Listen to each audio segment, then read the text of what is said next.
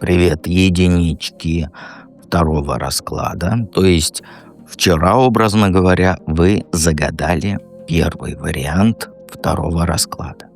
Итак, давайте в долгий ящик откладывать не будем.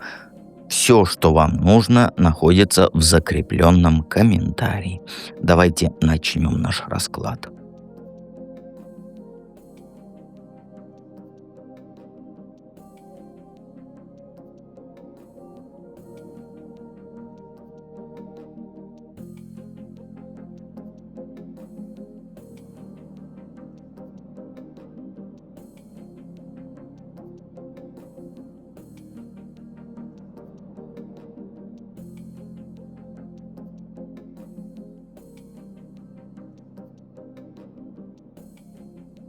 Итак, единички. А кем ты была в прошлом воплощении? И что там было самым важным? А тут даже трактовать не нужно. Ты была тем человеком, который занимал очень высокий пост вот в судебной системе. Это была какая-то вот старая эпоха, где вот женщинам вообще не давали слова. Но ты была исключением из правил. Из-за своего происхождения или вот очень, как сказать, очень умная была. Ты сидела в судейском кресле, и каждый день ты решала судьбы людей. У тебя в руках была вот реальная власть. Ты бумажки подписывала, которые вот отправляли людей там в тюрьму или отбирали у них последнее имущество. Ты жила в огромном каменном доме, у тебя слуги были, наряды дорогие были, статус был, который заставлял всех вокруг кланяться тебе. Но самое важное случилось вот в один конкретный день, когда тебе вот положили дело одного человека. И ты знала, что по закону ты должна его наказать и отобрать у него, у его семьи все. Но ты также видела, что закон в этом случае несправедливо работает. И вот тут произошло то, что определило твою душу. Ты просто, не смогла больше играть в эту игру. Ты встала, сняла свою мантию, оставила ключи от своего богатого дома и просто ушла. Ты все бросила. Деньги бросила, уважение вот этих общества вот этого бросила, безопасность бросила. Ты вот вышла, как сказать, вот за ворота города в одном простом платье без копейки в кармане. То есть ты предпочла быть нищей, но честной с собой, чем богатой и лицемерной. И твоим самым важным моментом в той жизни это был отказ от системы ради правды, которая внутри тебя. Ты выбрала уйти в неизвестность, бросив все вот это нажитое, что ты нажила годами. Шла по дороге и чувствовала вот странное облегчение. Хотя впереди, ничего не было, кроме пустоты. Умерла ты через много-много лет в какой-то хижине у леса, да, абсолютно бедная, но с очень спокойным лицом. Я объясню. У меня картинка в голове, что вот, как сказать, вот люди умирают, да, я много раз видел, как люди умирают, у меня на руках десятки людей умерло, и вот некоторые с ужасом умирают, с ужасом на лице. Некоторые вот, как сказать, с улыбкой, расслабленно. Вот ты с расслабленной. Ты так и не вернулась в тот город и никогда не пожалела о том, что ты все бросила. Ты вот тогда поняла, что никакие богатства, они не стоят того, чтобы каждый день врать себе и ломать чужие жизни ради там буквы закона, да? И вот этот уход, он был главным уроком. Ты самой себе доказала, что твоя душа, она дороже комфорта. Но ты была очень строгой женщиной. Тебя прям и боялись, и уважали. Твое лицо, оно было, знаешь, как маска. То есть никто не знал, о чем ты думаешь на самом деле. По тебе ничего не понятно было. Но внутри у тебя всегда был вот этот спор между тем, что написано в кодексах, в правилах, и тем, что показывает тебе сердце. И твой поступок, вот когда ты все бросила, да, это был шоком для всех. Для всех твоих там близких, друзей, подруг и так далее. Тебя искали, но ты прятаться хорошо умела. И остаток жизни ты провела вот помогая людям, там травами лечиться, просто выслушивала их. Ты сменила закон на милосердие. И это было самым крутым, что ты сделал. И в эту жизнь ты пришла с этим опытом. Ты знаешь, что такое иметь все. Знать, что это пшик, если внутри нет покоя. И в данной жизни ты, как сказать, увлекаешься эзотерикой, но на уровне белой магии.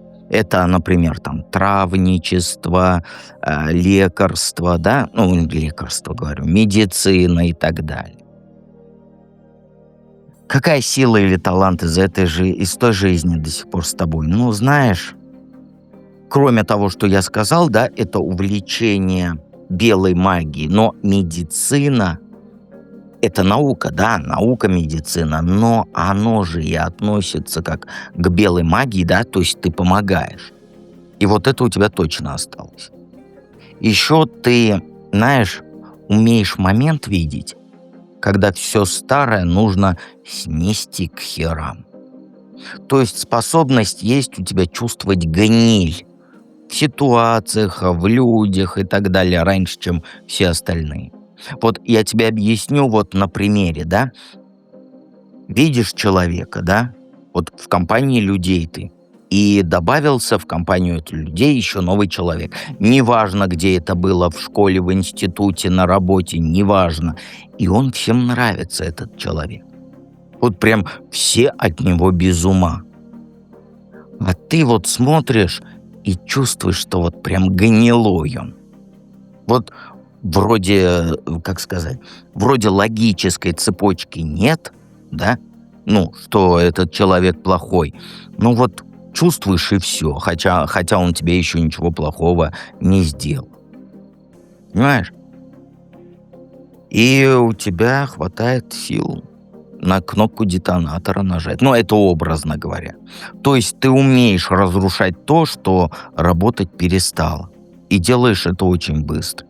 То есть в тебе есть вот эта энергия резких перемен. Вот как объяснить? Идешь ты по жизни, да, возьмем вот этот аналогию с человеком гнилым, да, ты можешь резко прекратить с этим общением, с этим кругом свое общение. Понимаешь? Вот ты, то есть, мгновенно видишь новый путь и возможность. Там, где видят только, ну ничего, у нас все хорошо. Понимаешь? Еще ты не боишься с нуля начинать. Потому что это твоя суперсила. Ты прям можешь потерять все завтра, да, а послезавтра ты уже стоишь с новым планом в руках и думаешь, как новое построить. То есть ты не вот этот человек, который вот что-то не получилось, он садится и у окна плачет, да. Ты очень быстро ориентируешься в хаосе. И вот это твой талант, это вот видеть будущее в момент, без мата, как сказать, в момент, когда пришел пипец. Понимаешь? То есть ты вперед смотришь, когда все остальные только плачут, ноют, меня мужик бросил и прочее. Все. И люди часто к тебе приходят в моменты вот этих личных катастроф. Они прям чувствуют, что ты проблем не испугаешься, что ты слушать, извиняюсь, то, что хрюкнул, что ты вот спокойно выслушать можешь и при этом не охать и ахать, да, а давать конкретные советы, что дальше делать. То есть ты видишь горизонт, где другие ни хрена не видят. И вот это вот все, это твой багаж из прошлого. То есть ты научилась смотреть за пределы вот этих законов, правил и так далее. И сейчас это тебе помогает видеть вот реальный выход из любых тупиков, как своих, так и чужих. То есть ты никогда не зацикливаешься на потерях. Потеряла, типа, и хрен с ним. Я иду дальше, а жизнь прекрасна. Или как прошлое воплощение мешает или помогает тебе сегодня? Ну, знаешь, этот опыт из прошлого, он сегодня проявляется вот через постоянный конфликт. То есть я объясню, вот смотри. С одной стороны, ты создала себе комфорт, да, комфортный быт, у тебя дом есть, ты умеешь деньги зарабатывать, ты там одеваешься красиво и так далее. То есть ты хозяйка положения, у которой вот все на своих местах, все по полочкам. То есть ты вот королева Пентаклей в чистом виде. Практичная, земная, обеспеченная. Но вот с другой стороны, тебе живет тот вот этот суровый судья, который привык побеждать в спорах, причем любой ценой. И это сильно мешает тебе в отношениях с близкими для тебя людьми. Ты часто дома ведешь себя так, как будто ты в зале суда. Всегда ты права, всегда у тебя есть аргументы на все, и ты прям своего собеседника там буквально вот размазываешь своей логикой. И ты каждый спор выигрываешь. Но в итоге остаешься в одиночестве в своем красивом, там, удобном и комфортном мире. Вот эта привычка победителем выходить из всех конфликтов, она тебя холодной делает. В глазах мужа, подруг, детей, неважно. Ты им доказать можешь, что они неправы, да? Причем так четко, что им больше не хочется с тобой разговаривать. Ты побеждаешь, но это пустая победа. Она тебе не приносит тепла. Вот прошлое тебе тем мешает, что ты до сих пор людей судишь, вместо того, чтобы их просто любить. И ждешь от них вот этого идеального следования правилам, которые ты сама же и установила. То есть, как сказать, ты справедливости требуешь, где нужно просто обнять. Понимаешь? И твоя вот эта сила суждения, она превратилась в проволоку колючую вокруг сердца твоего. То есть материально у тебя рай, но эмоционально в нем, как сказать, замерзнуть можно. Понимаешь? В делах это помогает. Потому что в бизнесе, в любых вот денежных вопросах, в вопросах психологии, ты вот, как сказать, ты прям везде выход находишь. И умеешь защищать себя, свои интересы, так что никто не посмеет даже тебе против что-то сказать. Ты все выигрываешь. Если ты там бизнес-вумен, да, ты тендеры выигрываешь. Ты добиваешься повышения, если ты просто работник, да. Торговаться умеешь. Ты вот никогда не позволишь себя обмануть. Твой вот этот внутренний судья, он сразу, как только тобой пытаются манипулировать, сразу любые манипуляции ты считываешь. И неважно, там от мужа манипуляция, от коллег, неважно. Ты сразу считываешь.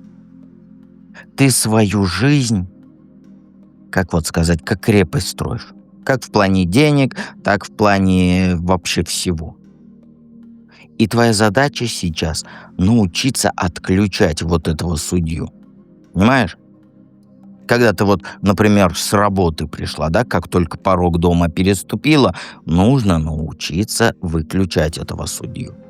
Тебе понять нужно, что победа в споре там, с любимым, с близким человеком и так далее, это на самом деле твой проигрыш. Вот твоя жизнь станет намного круче, когда ты свою вот эту мощную энергию направишь на создание уюта. Не только внешнего, да, но и внутреннего. И совет тут простой, что перестань воевать там, где тебя уже любят.